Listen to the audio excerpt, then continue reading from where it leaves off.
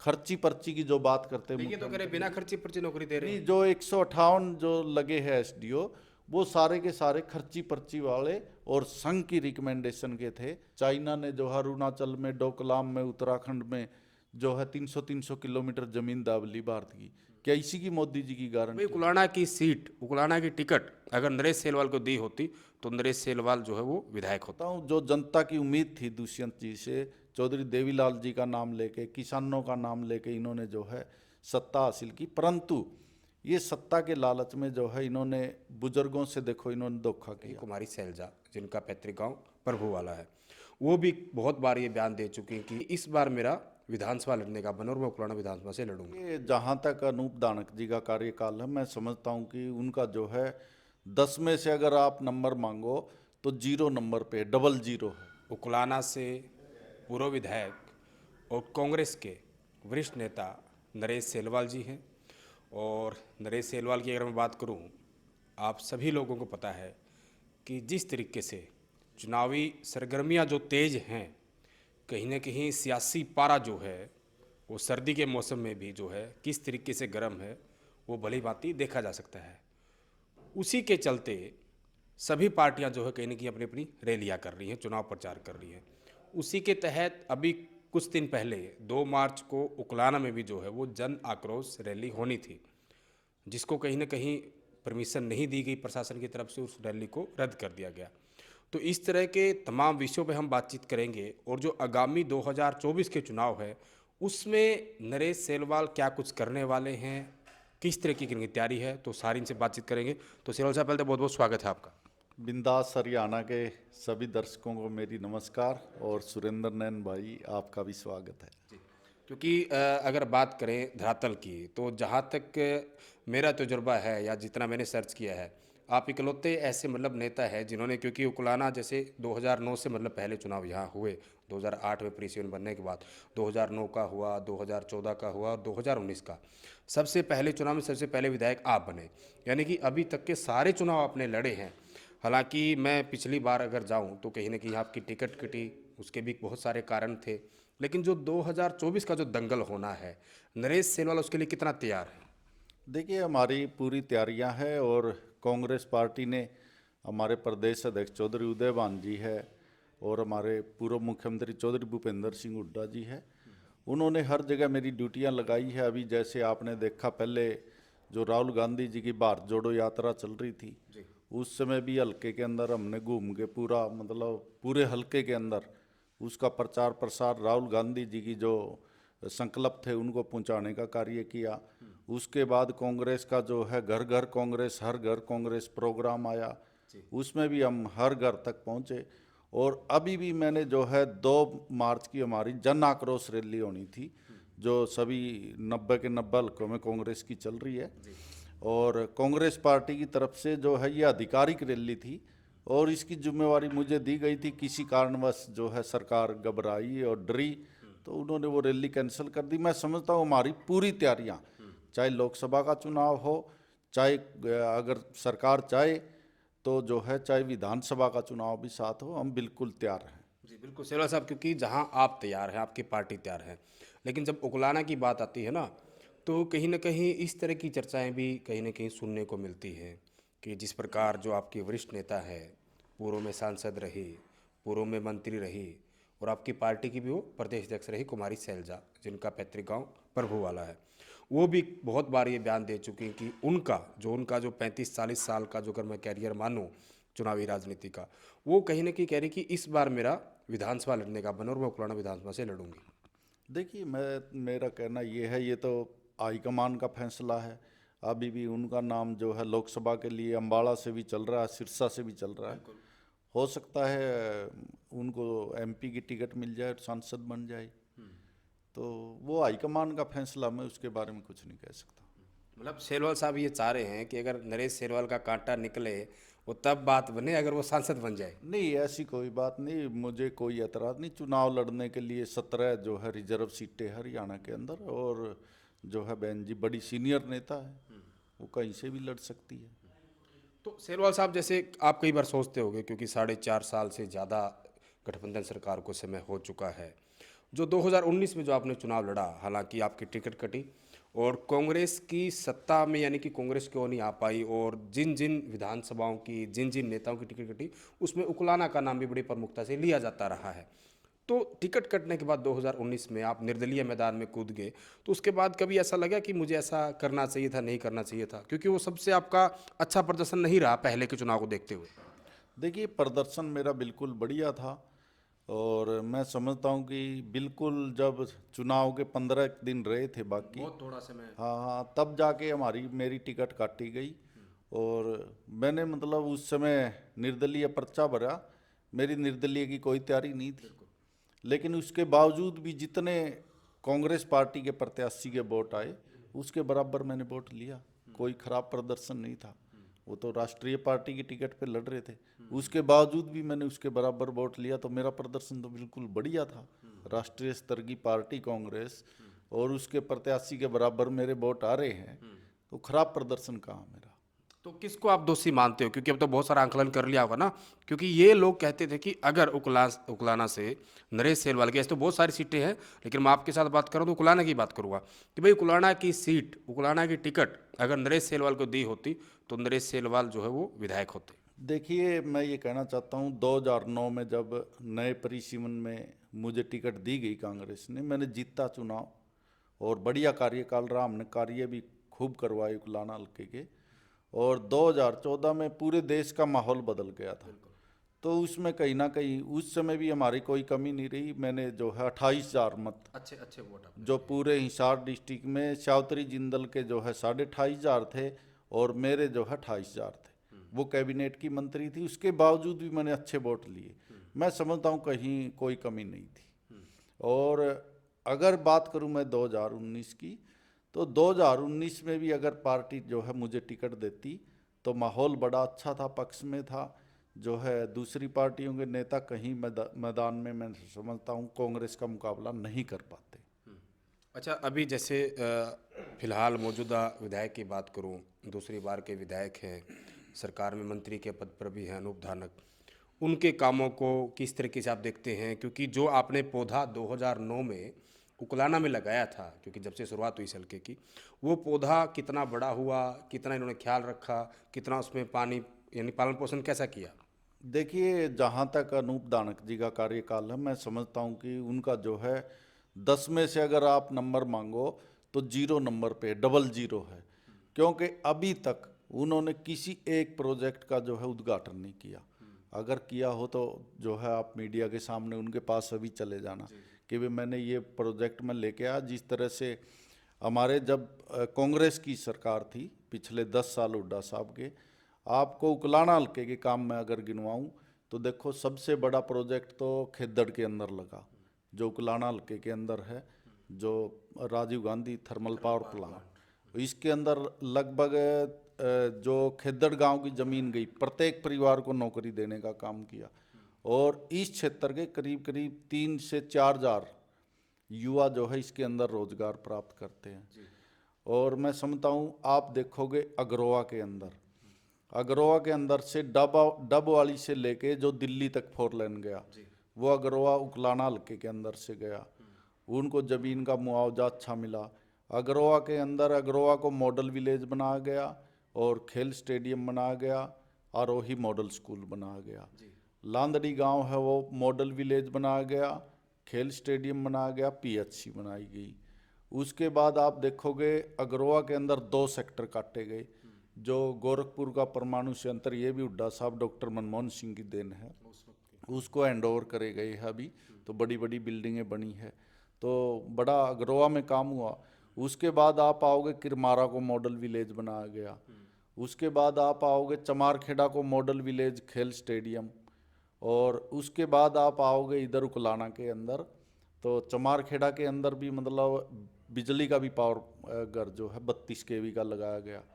उकलाना जो चौटाला साहब की सरकार थी उसमें इसको नगर पालिका से, नगर पालिका तोड़ के ग्राम का दर्जा दे दिया गया था, ग्राम पंचायत का। तो इसको दोबारा से मैंने हुड्डा साहब से कह के नगर पालिका बनवाने का कार्य किया। उकलाना की तहसील मार्केट कमेटी के 2 रूम में चलती थी। नई बिल्डिंग मैंने हुड्डा नई बिल्डिंग बनवाने का कार्य जो है तहसील का वो मैंने किया। उसके बाद जो है सीवरेज की बड़ी तकड़ी प्रॉब्लम थी कुलाना के। सीवरेज का लगभग 18 करोड़ रुपए की लागत से एसटीपी प्लांट बुड्ढा खेड़ा में नवीन सरपंच से मैंने 2 एकड़ ली प्रस्ताव डलवा के, उसके अंदर बनवाया और पूरा सीवर लाइन जो है नए सिरे से बिछवाने का कार्य किया। करीब करीब 20 करोड़ की लागत से पूरी उकलाना की सारी सड़कें गलियां जो है वो बनवाने का कार्य किया। उकलाना के अंदर आरोही मॉडल स्कूल वो बनवाने का कार्य किया। बेरी अकबरपुर के अंदर कस्तूरबा गांधी मॉडल स्कूल कन्या का जो है वो बनवाने का कार्य किया। उसके बाद जो है मैंने सूरेवाड़ा के अंदर जो है उस समय शिव कुमार सरपंच था, उससे 6 एकड़ ज़मीन लेके ITI मंजूर करवाने का कार्य किया।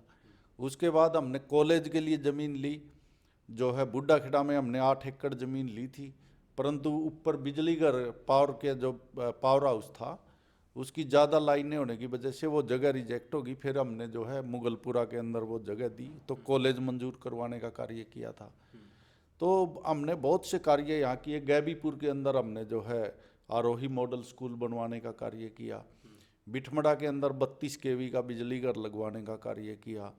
बनभोरी के अंदर हमारा जो है खेल स्टेडियम PHC बनवाने का कार्य हमने किया। बोबुआ के अंदर खेल स्टेडियम बनवाने का कार्य किया। खैरी के अंदर खेल स्टेडियम बनवाने का कार्य किया। नई वाटर सप्लाई आप देखोगे, ज्ञानपुरा की नई वाटर सप्लाई, नंगथला की दूसरी वाटर सप्लाई, साबरवास की नई वाटर सप्लाई, मदनपुरा की वाटर सप्लाई मंजूर हो चुकी थी, कार्य स्टार्ट हो गया था।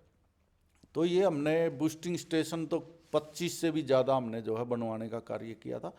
और लगभग 55 से 60 किलोमीटर की मार्केटिंग बोर्ड के नए सड़क वो बनवाने का कार्य किया। मैं समझता हूँ विकास कार्य में उस समय कोई कमी नहीं रही।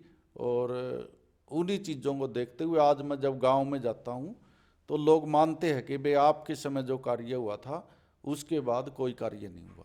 एक जो उकलाना मंडी की नई अनाज मंडी थी वो शहर के बीच में चलती थी और ये लगभग 2001 में नई अनाज मंडी कटी थी। जब मैं 2009 में विधायक बना तब तक ये पेंडिंग पड़ी थी, जाट बोझे खड़े थे इसके अंदर। तो मैंने इस नई अनाज मंडी को बहाल करवाने का कार्य, शेड बनवाए, फड बनवाए, पानी का प्रबंध, इसके अंदर वाटर सप्लाई बनवाई, तो इस मंडी को बहाल करवाने का कार्य किया। और एक जो फायर ब्रिगेड की गाड़ी थी वो जब चौधरी रेलू राम जी का कांड हुआ था उस समय वो जो है जला दी गई थी। उसके बाद यहाँ पे कोई फायर ब्रिगेड की गाड़ी नहीं थी। 36 लाख रुपए की लागत से मैं हुड्डा साहब से नई फायर ब्रिगेड की गाड़ी लेके आया था। और एक हमारा जो काम था प्रभुवाड़ा विलेज, जो प्रभुवाड़ा विलेज के अंदर जो है हुड्डा साहब ने इसको मॉडल विलेज और खेल स्टेडियम ये सब बनाने का कार्य हुड्डा साहब ने किया था। और कई गांव के अंदर हमने जो है कुश्तियाल, हसनगढ़ के अंदर कुश्तियाल बनवाया और शामसुख के अंदर कुश्तियाल बनवाया। तो इस तरह के काम भी हमने मतलब उस समय बड़े बड़े करवाने का काम किया था। और मैं समझता हूँ उकलाना हल्के में जो कार्य हमने करवाए थे, अनूप दानक जी तो जो है चाहे हमारे खेल स्टेडियम देख लेना आप, चाहे PHC देख लेना, कहीं उनके रंग रोगन तक भी ये नहीं करवा पाई। जी बिल्कुल, आपने नरेश जी तमाम कार्य आपने कार्यकाल के गिनवाए और वहीं कहीं ना कहीं अनूप दानक क्या कुछ कर पाए क्या कुछ नहीं कर पाए वो आपने बताया। लेकिन ये तो फिर भी कहीं ना कहीं लगातार इस तरीके के बयान, इस तरीके के प्रचार, कह रहे हैं कि दुष्यंत चौटाला को हम इस बार मुख्यमंत्री बनाएंगे, कहते नई पार्टी बनी थी, 10 विधायक जीत पाए तो डिप्टी CM, यानी कि कहते कि जो हमारा पेन है उस पेन में स्याही पूरी नहीं है, स्याही की कमी है, तो इसलिए हम काम नहीं करा पाए। अगली बार जो है, हालांकि ये गठबंधन में सरकार चला रहे हैं, कह रहे कि अगली बार डिप्टी नाम क्या कैसे हटा देंगे और मुख्यमंत्री बनाएंगे। देखिए मैं समझता हूँ जहाँ तक आपने उप मुख्यमंत्री दुष्यंत चौटाला जी की बात करी, अनूप दानक जी की बात करी, जनता ने जो पिछली बार वोट दिया था वो पहली बात तो ये थी जहाँ जहाँ कांग्रेस पार्टी के जो कैंडिडेट थे उनकी टिकटें गलत वितरण की वजह से जो है ये 10 सीटें जीतने में कामयाब हो गए। इस बार ऐसा नहीं होगा। और जो स्याही की बात करते, ये स्याही जितनी जनता ने डाली थी वो भी इनकी ख़त्म हो चुकी है, क्योंकि जनता ने ज़्यादा स्याही पिछली बार डाल दी थी। और मैं समझता हूँ जो जनता की उम्मीद थी दुष्यंत जी से, चौधरी देवीलाल जी का नाम लेके, किसानों का नाम लेके इन्होंने जो है सत्ता हासिल की, परंतु ये सत्ता के लालच में जो है इन्होंने बुजुर्गों से, देखो इन्होंने धोखा किया। इन्होंने कहा बुजुर्गों को कोई 5100 रुपये पेंशन पे हमारा जो है वो समझौता हुआ, लेकिन आज तक 5 साल पूरे होने को इनके 4.5 हो गए, तो आज तक भी बुजुर्गों को 3000, वो भी 250 पर ईयर इन्होंने बढ़ाने का कार्य किया। बुजुर्ग इनसे नाराज है। इन्होंने युवाओं से जो है वादा किया था कि 75% का जो है प्राइवेट कंपनियों में देंगे, परंतु 75% प्राइवेट कंपनियां दूर की बात, जो सरकारी जो वैकेंसीज आती है उनमें भी बाहर के लोगों को जो है युवाओं को मौका मिल रहा है। हरियाणा के युवा जो है अपने आप को ठगा महसूस कर रहे हैं। अभी इलेक्ट्रिक इस बोर्ड में जो है बिजली बोर्ड की 180 जो है एसडीओ लगे थे, 180 में से 158 अन्य प्रदेशों के संघ की रिकमेंडेशन के खर्ची पर्ची वाले, खर्ची पर्ची की जो बात करते हैं, ये तो करे बिना खर्ची पर्ची नौकरी दे रहे हैं। नहीं, जो 158 जो लगे हैं एसडीओ, वो सारे के सारे खर्ची पर्ची वाले और संघ की रिकमेंडेशन के थे, और केवल 22 युवाओं को हरियाणा के जो है उसके अंदर मौका मिला। अब आप देखो 75% की बात करने वाले, ये तो प्राइवेट की बात करते थे, सरकारी में भी ये अपनी जुबान पे खरा नहीं उतर पाए। तो मैं समझता हूँ इनका तो जो है दुष्यंत हो चाहे खट्टर साहब हो, इन्होंने जनता को ठगने का काम किया। बाजरे का समर्थन मूल्य 2500 रुपये कर दिया सरकार ने, केवल अखबारों में, कागजों में, लेकिन जब किसान बाजरा मार्केट में लेके जाता बिकता है 1400 रुपये, 1500 रुपये। तो इसी की तो मांग कर रहे हैं किसान कि भाई जो सरकार ने निर्धारित किया मूल्य, उसकी गारंटी दो, हमें गारंटी मांग रहे हैं। और मोदी जी हर रोज कहते हैं हमारी गारंटी है। मोदी की गारंटी, मोदी की गारंटी किस चीज़ की है? भारत की करेंसी बांग्लादेश से नीचे लाने की, भारत की करेंसी नेपाल से नीचे लाने की, डॉलर को जो है मोदी जी कहते थे इसके बराबर लेके आऊँगा, डॉलर के बराबर रुपया, वो जो आज शायद 83-84 रुपये पे का पहुँच गया जो है $1। क्या इसी की मोदी जी की गारंटी है? चाइना ने जो है अरुणाचल में, डोकलाम में, उत्तराखंड में जो है 300-300 किलोमीटर जमीन दाब ली भारत की, क्या इसी की मोदी जी की गारंटी है? युवा आज हमारा पकोड़े तलने के लिए कह रहे, क्या इसी की पकोड़े तलने की मोदी जी की गारंटी है? जहाज इन्होंने बेच दी, इंडियन एयरलाइंस जो थी वो टाटा एयरलाइंस आज, रेल की पटरियां बेच दी, रेलवे स्टेशन बेच दिए लीज पे 50-50 साल के, और रेल बेच दी, उनके ऊपर अडानी रेलवे लिखा था, आप रेलवे स्टेशन पे देखना कहीं। नहीं बिल्कुल, ये तमाम चीज़ें जो आपने गिनाई, कमियां खामियां सरकार की, आपके बड़े नेता भी तमाम चीज़ें गिनाते हैं। तो वहीं अंतिम में मैं आपसे मतलब जानना चाहूँगा कि 2024 के चुनाव को लेकर नरेश सेलवाल कितना आश्वस्त हैं अपनी टिकट को लेकर, क्योंकि जो गलतियां, जो कमियां पिछली बार हुई थी, जो आपने एक समय के लिए जो आपका हृदय परिवर्तन हुआ, आप कहीं ना कहीं कुमारी सैलजा के खेमे से गिने जाने लगे थे, उसके बाद फिर आपने हुड्डा साहब की आप तरफ चले गए। हुड्डा साहब यहाँ बहुत बार आपके लिए आए हैं, चाहे दीपेंद्र हुड्डा की बात करूँ, भूपेंद्र हुड्डा की बात करूँ, जयप्रकाश जेपी, या और भी ऐसे बहुत सारे नेता हैं जो जिनको कहीं ना कहीं हुड्डा खेमे का नेता गिना जाता है। तो कितना आश्वस्त आप इस बार? मैं बिल्कुल पूरा आश्वस्त हूँ, और मुझे पूरा विश्वास कांग्रेस पार्टी के ऊपर, हमारे प्रदेश अध्यक्ष चौधरी उदयभान जी, हमारे पूर्व मुख्यमंत्री चौधरी भूपेंद्र हुड्डा जी है, दीपक बाबरिया जी हमारे प्रभारी, उनके नेतृत्व में हम काम कर रहे हैं। और हमने बड़ा, जो भी ड्यूटियां उन्होंने हमारी लगाई है, हमने बड़ा अच्छा काम किया है। और दीपक बाबरिया जी का इस बार बार बार बयान भी आया है कि जो है मेरिट के आधार पे, सर्वे के आधार पे जो कैंडिडेट जीतेगा, जनता के अंदर जिसकी पकड़ है, जिताऊ कैंडिडेट जो काम करता फील्ड में, उसी को टिकट दिया जाएगा। और मैं समझता हूँ कि मेरे साथ साथ जो है उकलाना हल्के की जनता, कांग्रेस पार्टी भी तैयार है, और उकलाना हल्के की जनता भी जो है वो मुझे अगला विधायक देखना चाहती है, और कांग्रेस पार्टी के अंदर चौधरी भूपेंद्र सिंह हुड्डा जी को अगला हरियाणा का मुख्यमंत्री देखना चाहती है। जी, शुक्रिया बातचीत करने के लिए नरेश सेलवाल जी। तो ये थे कांग्रेस के पूर्व विधायक नरेश सेलवाल, जो बड़ा बेबाक ढंग से, और इनकी एक खास बात और है, जो भी बात रखते हैं बड़े सभ्य तरीके से, बड़े अच्छे शब्दों में जो है ये अपनी बात रखते हैं। और चाहे उकुलाना की बात करें, प्रदेश की बात करें या देश की बात करें, तमाम की तमाम बातें और तमाम मुद्दों को लेकर उन्होंने अपने विचार रखे। आपको ये बातचीत कैसी लगी, और उकुलाना की राजनीति को आप लोग कैसे देखते हैं? आप भी कमेंट बॉक्स में अपनी प्रतिक्रिया ज़रूर दें।